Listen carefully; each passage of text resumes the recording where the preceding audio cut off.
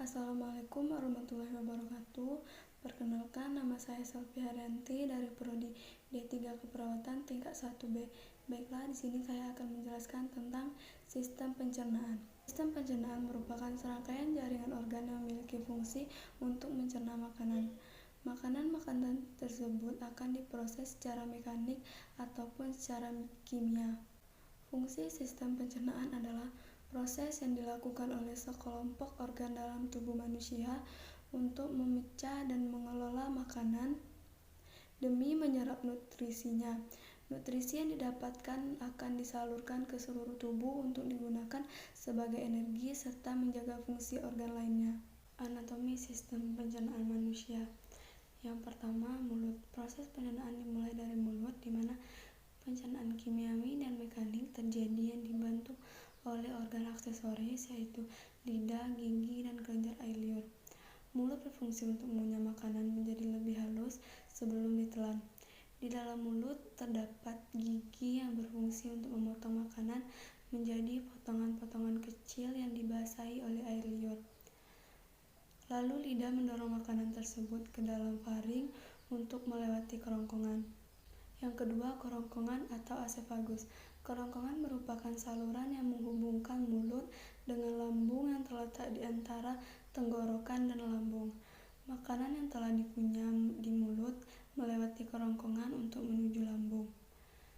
Pada ujung kerongkongan terdapat cincin otot yang memungkinkan makanan masuk ke lambung lalu menutup kembali untuk mencegah makanan dan cairan naik lagi ke kerongkongan. Yang ketiga, lambung. Lambung merupakan kantung tempat penyimpanan makanan untuk sementara.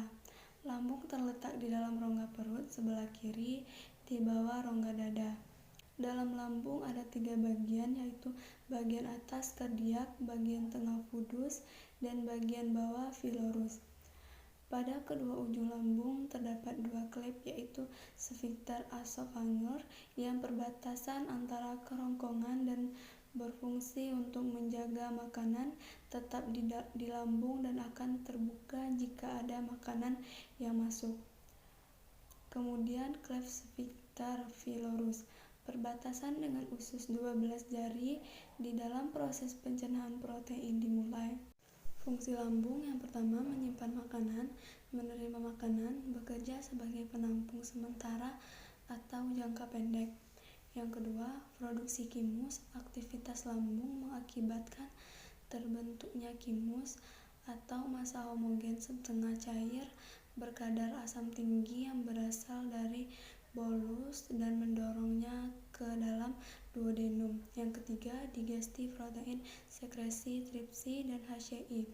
Mulai pencernaan protein diubah menjadi pepton. Yang keempat, produksi faktor intrinsik atau glikoprotein yang diseleksi sel varietal. Yang kelima, produksi mucus membentuk barier 1 mm untuk melindungi lambung. Yang keempat, ada usus halus atau usus kecil. Usus halus atau usus kecil adalah bagian dari saluran pencernaan yang terletak di antara lambung dan usus besar. Dinding usus kaya akan pembuluh darah yang mengangkut zat-zat yang diserap ke hati melalui vena porta. Dinding usus melepaskan lendir atau yang melumasi isi usus dan air yang membantu melarutkan pecahan-pecahan makanan yang dicerna. Dinding usus juga melepaskan sejumlah kecil enzim yang mencerna protein, gula, dan lemak. Lapisan usus halus terdiri dari lapisan mukosa sebelah dalam, lapisan otot melingkar, lapisan otot memanjang, dan lapisan serosa. Usus halus terdiri dari 3 bagian, yaitu usus 12 jari atau duodenum, usus kosong atau jejunum, dan usus penyerap atau ileum. Yang kelima, usus besar. Usus besar bagian usus antara usus buntu dan rektum. Fungsi utama organ ini adalah menyerap air dari fase sel Goulak, menghasilkan mukos yang penting untuk melicinkan dan melengketkan feces. Dan fungsi terakhir adalah dedikasi. Usus terdiri dari kolon ascendens kanan dan kolon transferum kiri. Kolon sigmat berhubungan dengan rektum. Dinding kolon terdiri dari tunika mukosa, tunika submukosa, tunica muscularis, dan longitudinal. 6. Rektum. Rektum merupakan sebuah ruangan yang menghubungkan usus besar dan anus. Fungsi organ pencernaan ini adalah untuk menerima sisa makanan yang sudah berubah menjadi fases dan menyimpannya. Saat ada fases masuk ke rektum, sensor yang berada di area tersebut akan mengirimkan pesan ke otot untuk menentukan fase tersebut perlu dikeluarkan atau tidak. Yang ketujuh, anus. Anus merupakan lubang pada ujung saluran pencernaan yang menghubungkan rektum dengan dunia luar atau udara luar. Di anus terjadi proses perjalanan terakhir dari fases yang telah dibentuk di kolon. Proses pengeluaran fases melalui anus disebut defekasi. Organ yang membantu sistem pencernaan manusia. Sistem pencernaan manusia juga dibantu oleh 3 organ lain yang juga terletak di rongga perut, yaitu 1. Hati. Hati juga memiliki peran dalam sistem pencernaan. Organ yang satu ini memproduksi suatu zat yang bernama empedu yang berguna untuk mencerna lemak dan menyingkirkan kelebihannya.